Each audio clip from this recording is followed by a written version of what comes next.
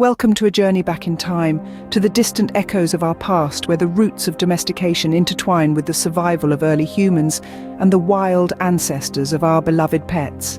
Today we explore how the fearsome wolf transformed into the loyal dog and the elusive wildcat became the affectionate house cat, unraveling the history and significance of one of humanity's most profound partnerships.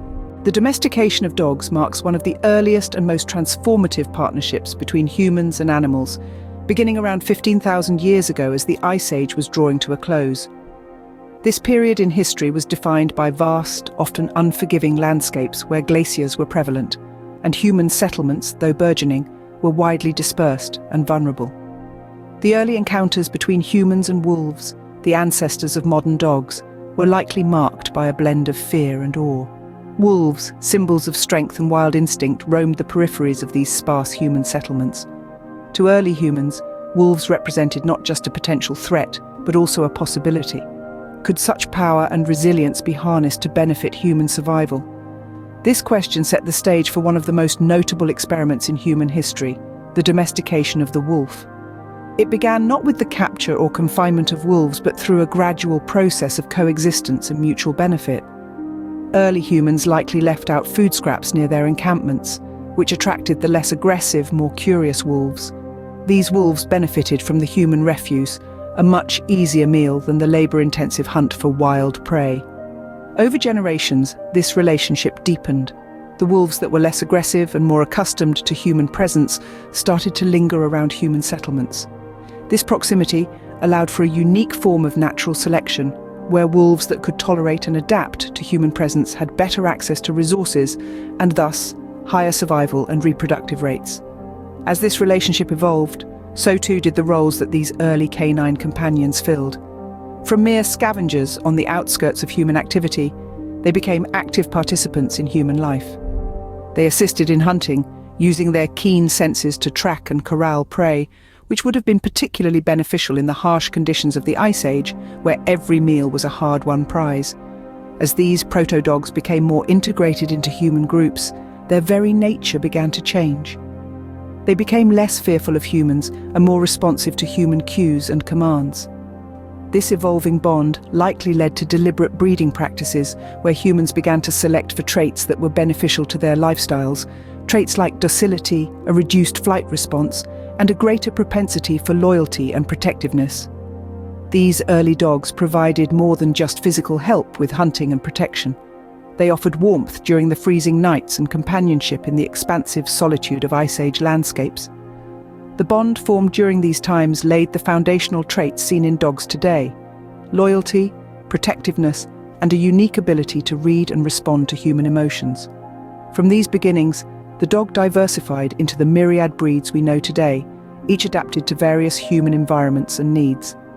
This diversity is a testament to the depth and complexity of the dog-human relationship, reflecting both the environment and the specific needs of their human companions across time and geography. The domestication of dogs is not merely a story of taming the wild, but a narrative of cooperation and mutual adaptation. It showcases the unique ability of humans and dogs to form deep, interdependent relationships that transcend mere survival, highlighting a profound understanding and connection between species. About 9,000 years ago, as the Ice Age receded and human civilizations began to flourish in the arid, fertile crescents of the Middle East, another remarkable story of domestication began to unfold. This tale wasn't about pack animals like the dogs that evolved from wolves. It was about a creature far more solitary and enigmatic: the wildcat. The landscapes of early agricultural societies were rich with opportunity and fraught with challenges. Humans began to gather and store surplus grains, which in turn attracted rodents. This presented a serious threat to their food supplies, but created a niche that wildcats, skilled hunters born from the harsh necessities of desert life, were perfectly suited to fill. Wildcats, particularly the ancestors of today's Felis catus, were solitary by nature, prowling the peripheries of human encampments.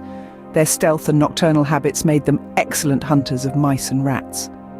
Unlike dogs, whose domestication involved active human engagement, the domestication of cats was a more passive process, driven by the mutual benefits to both cats and humans, rather than direct human selection. Cats' integration into human areas began as a simple symbiotic relationship. They provided a crucial service by controlling pests, and in return, they gained access to a steady supply of food without the need to scavenge or hunt aggressively. Over time, this proximity to humans led to a form of natural selection. Wildcats that were less aggressive and more tolerant of human presence had better access to resources, and thus a higher chance of survival and reproduction. This relationship was mutually beneficial and fundamentally different from other domestication processes. There was no deliberate breeding or containment, but rather a natural co-evolution. Humans did not choose their cats, but rather the cats that chose to be around humans thrived. Over centuries, these less aggressive wildcats started showing physical and behavioral changes. They became smaller, their coats varied, and their ears might have started to become more pronounced in different shapes, adapting not for survival in the wild, but for a life alongside humans. Their nocturnal nature slowly synchronized with human activity patterns, and their demeanor softened. This evolution wasn't just physical. Behaviorally, cats developed a capacity for social interaction, not only with humans, but also with other cats in their proximity, something less seen in their wild counterparts. They learned to communicate more effectively with humans, using vocalizations like meowing, which is rarely used to communicate with other cats in the wild. This vocalization likely developed as a way to solicit attention or food from humans, showing an intricate understanding of human responses. The stories of how wolves and wildcats became dogs and cats are not just about domestication, but about the incredible adaptability and resilience of these animals. They also highlight our ancestors' ability to recognize potential in the natural world and to forge symbiotic relationships that have lasted through the millennia. These partnerships were not merely about survival. They were about companionship, mutual respect, and love. Today, dogs and cats are not just pets. They are family members, friends, and confidants, playing critical roles in our lives. Their history is a testament to human ingenuity and the enduring bonds formed between species. Thank you for joining us on this historical journey into the past of our best friends. It's a story that reminds us of our shared history and the deep, enduring bonds we've created with the animal kingdom. Stay tuned for more enlightening stories from history and the natural world.